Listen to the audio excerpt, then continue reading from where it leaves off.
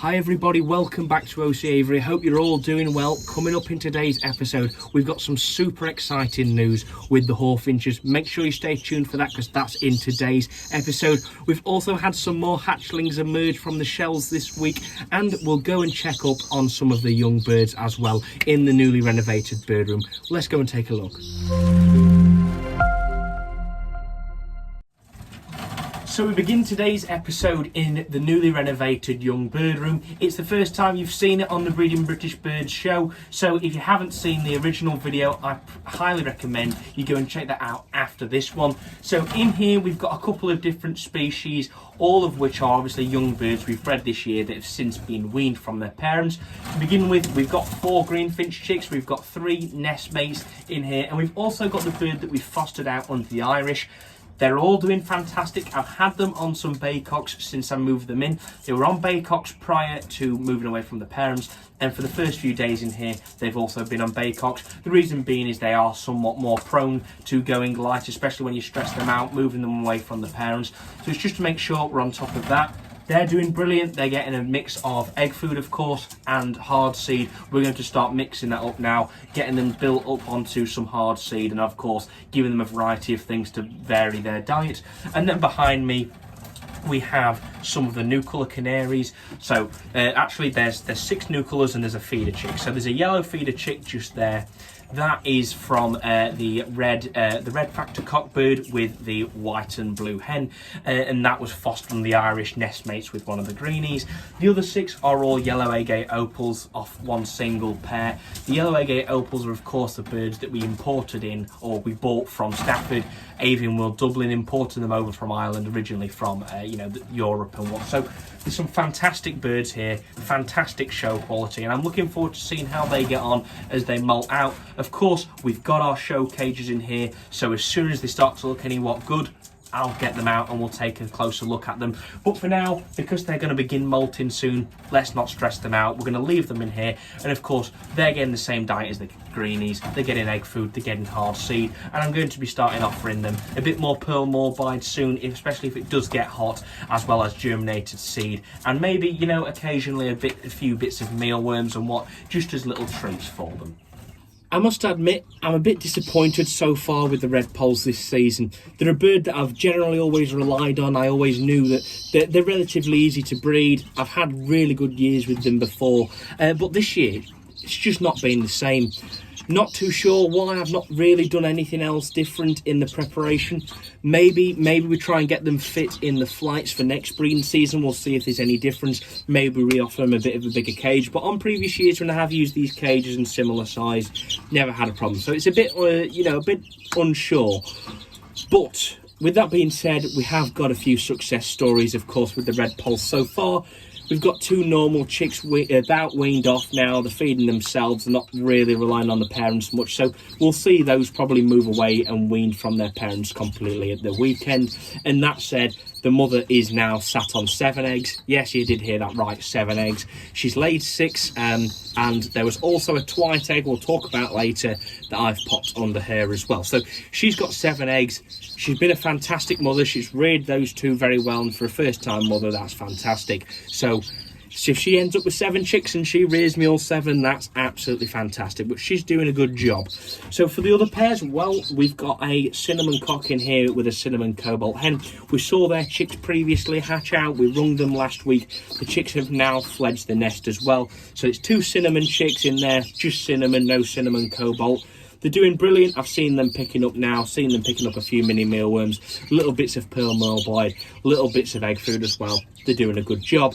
And not only that, she's also gone back down, so she's now got 4 eggs underneath her, plus another twite egg. Again, we'll talk about that later, bear with. So pretty good with those guys. The pair below, we also saw they had some chicks. We've got 2 chicks from those, I believe now. It's a normal and a cobalt. I rung them about 3 or 4 days ago. They're doing a good thing, they're doing a good job. The chicks are doing well, the parents are doing a good job. So I anticipate, a few more days and they'll probably jump the nest as well. They're not so much younger than the pair above. So they're doing pretty well. But for the rest of the pairs, it's been a disappointment so far. Pair outside in a larger cage just keep smashing eggs. I think it's the cock bird. Don't know why. You know, there's nothing missing from the diet. There's nothing different to their diet than any other pairs or have ever been different. So I'm not too sure. Other pairs, they're just messing about. They're just messing about. No real attempts. To be honest, it is all young hens. So I do have to take that into account. It's going to happen from time to time. The cinnamon pair, we've got a good pair of cinnamons. You know, the chicks hatched last week. They didn't feed, so we lost those again. It was gutting. I tried to foster them. They just didn't take. She's rebuilt, so she might lay some eggs, but I don't know. So it's a bit up and down, to be honest, with the Redpolls. I would like to think that maybe by the end of the season we might have 20 odd youngsters. Maybe, you know, if an egg's laid or two from other pairs, we can foster them out where need be, just to get a bit more genetic diversity. But so far, you know, it's just been a really rather awful year with the Redpolls. You know, some birds, but not brilliant. So I can't complain too much. We've got a couple of youngsters, but nowhere near to the numbers and expectation. On the other hand, it's the Greenfinches that have been nowhere near as disappointing as the Redpolls. These guys, pretty much, you know, not perfect, but have been superb so far. I'm really pleased with how we're getting on, especially for a lot of them being first round. I think we can expect another round or two out of them. We might get some really nice, you know, good numbers of Greenfinches this year. Flight 4. 3 chicks left the nest. They're doing great now. I've seen them picking up, so as well, probably this weekend we'll move them into the young bird shed with the rest of the Greenfinches. They're doing well, and you know, I can't ask much more from them. The parents look to be interested in going back down. I think the youngsters are annoying them a bit. Flight 3, brilliant. 4 chicks, doing brilliant. You know, we've rung the youngest one a few days ago, as it was a little bit behind, but other than that, I think give them a week and they'll be on the sticks. So doing a great job as well, you know, first time parents, so that's exactly what we want to see, doing a really good job. Flight 2, again, fantastic job. This is actually the second round for that pair. The 3 first round youngsters are in the young bird room we saw earlier.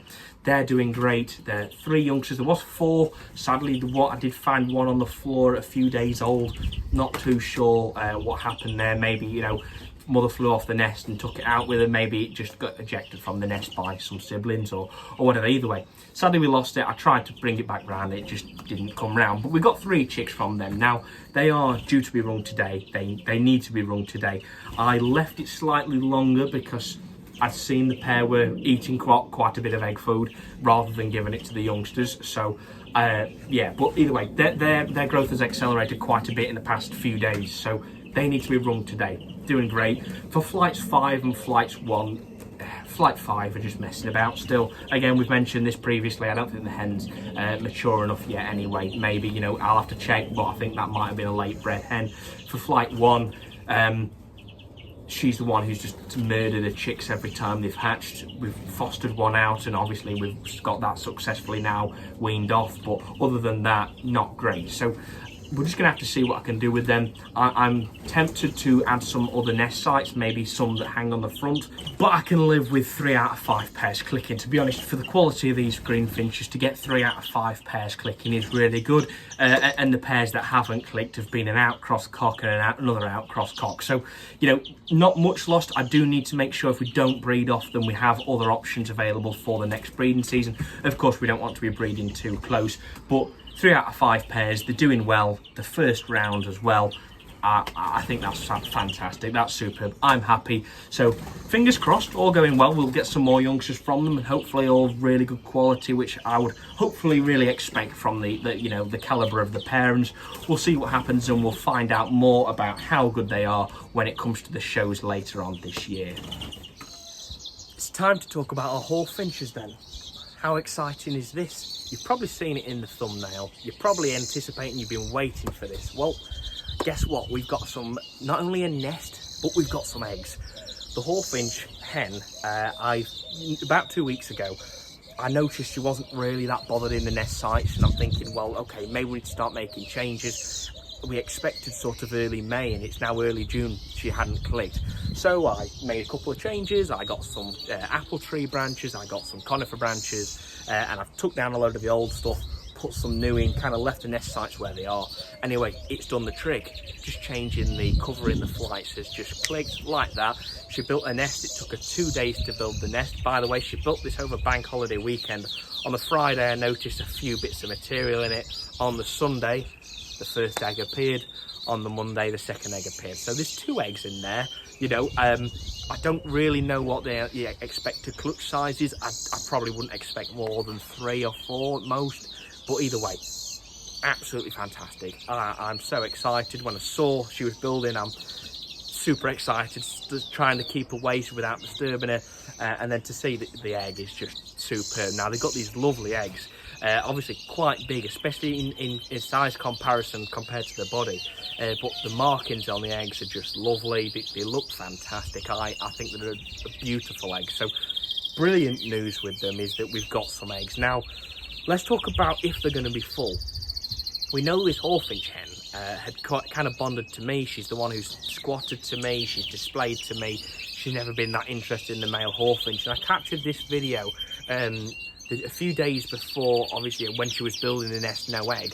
I began reintroducing the cockbird. I put him in a cage, put him on the floor, and I actually asked for some advice on the Natives and Norwich group about this and how to sort of work it out with them. And it was suggested that giving the male in the cage insects whilst the female is on the outside of the cage, she has to ask him for insects because she can't get them herself, and then hopefully that might, you know, cause a pair bond to form, or at least some positive interactions between them.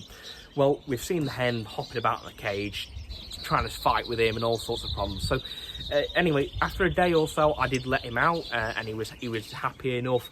I did see them fighting. It was expected, it was inevitable, but I did also see them getting along, and they were both eating at the same place. They were both drinking out of the same water at the same time without hammering each other. Now, I don't I don't have constant surveillance on them. I'm not going to stand and watch them all day because it's going to put them off, and I want them to behave naturally, and I want those eggs to be full. So could we have some full eggs? Now, the first egg, I don't think so. The second egg is the best chance. The hen's been sat about 3 days now. She's happy me going in there when I have to give her some insects anyway on the floor, and just change waters, foods, etc. Do all of the maintenance of work and what. Now, we have to leave her sat another 4 or 5 days. So it'll be next week's episode, and we'll candle the eggs. Everyone, please keep your fingers crossed. We could have some baby Hawfinches on the way, and that would just be amazing. You know, that would make me forget about all of the grief we've had with so many other birds if we had a baby Hawfinch, and we'll see what happens. But please keep your fingers crossed and all, you know, hopes for it. We might have a baby Hawfinch or 2 on the way.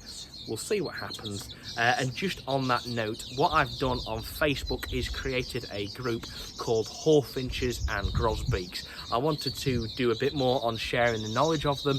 Obviously, I don't have much experience with them, but the idea is to get a lot of people who do have knowledge with them, do have a lot of experience with them, to share the information all on one platform. So what I wanted to do is make a specific Hawfinch group, and I did include Grosbeaks as well because they're a very, very similar species, which you might see in future videos anyway. I wanted to make sure that's that. So if you do want to join the Hawfinch and Grosbeaks group, the link's in the description. It's on Facebook, so hopefully you all have Facebook and you can join that as well. Obviously, of course, I'm on there, so you can talk to me as well if you'd like, and I will, you know, whack videos up quite often of her and, you know, my pair Hawfinches, and tell you about my experiences as well. Onto the hybrids. So again, you know, as you probably expect, up and down all week. I don't think we have a week where we can say everything's gone good.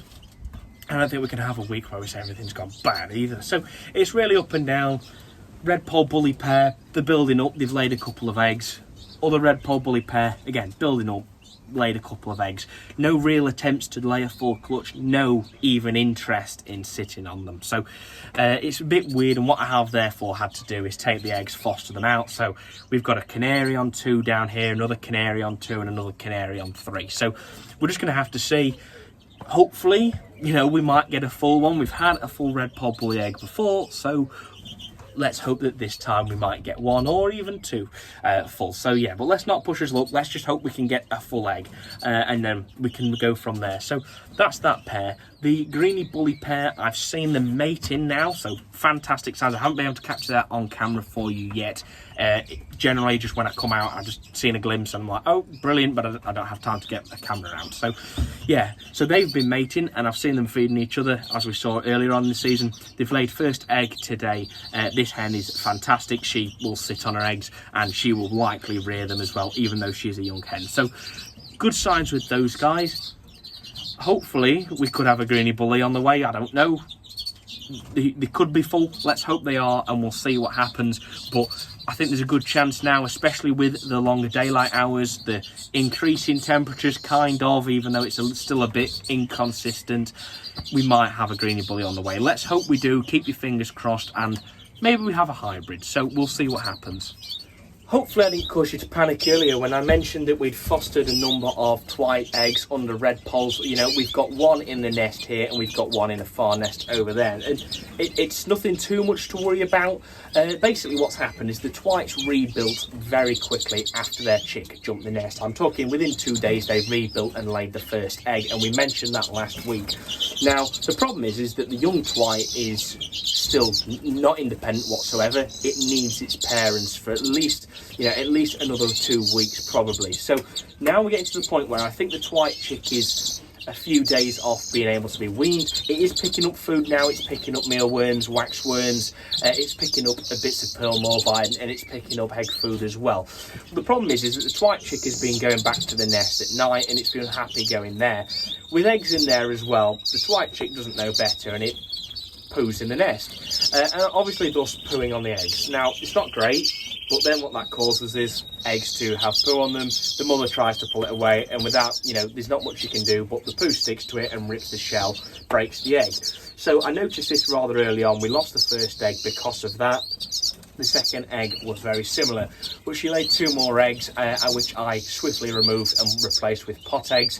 We've got 2 eggs that needed to be fostered out. I wasn't willing to take any more risks on any young twites. The youngster's doing well, the parents are doing well, just a bit of a mess because the youngster's getting in the way of them.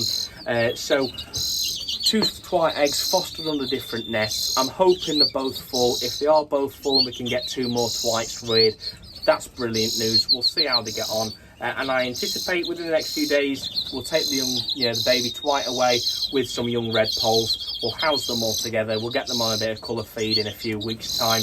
Let the parents go again. Hopefully, some more twites. Keep your fingers crossed, and we'll see how we get on with them. The Canaries, then. This week has been positives, positives, and positives. I don't think really we've had anything that's been a letdown or upsetting with the. Actually, we have one thing, but I'll tell you about that soon. So, Canaries really had quite a good year so far with them, or at least what I class as a good year. I've done various things with fostering them out, so we're not going to have a load of youngsters, but we're going to have a few. We've had some youngsters of the Portuguese Harlequins hatch. 2 youngsters are doing great. We're going to bring them very shortly. They're doing awesome. The yellow dimorphics, the chicks failed to hatch. Not too much to worry, they were going to be fostering anyway. I'm just going to let them rebuild. The yellow agate opals, obviously, we removed their youngsters and put them in the young bird room that weaned them off. And they've now got a couple of eggs underneath them. She's began sitting, so hopefully a couple more yellow agate opals for this year as well. We've had some feeders hatch. She has just hatched out 4 chicks. So she does have 1 youngster that was being fostered out. That's in the young bird room. We saw it earlier. There's 4 youngsters in there now. Now, there's a possibility we could have whites in there, we could have blues in there, and we could also have some sort of yellow clear birds in there. Bit of all sorts. Irish, not the rebuilding. Razzers, she's on a couple of bully eggs and 1 of her own, doing good. For the rest of the, we've got a couple fostering bully eggs. We've got some Irish chicks and a yellow agate opal chick, doing superb. We've rung those 4 now.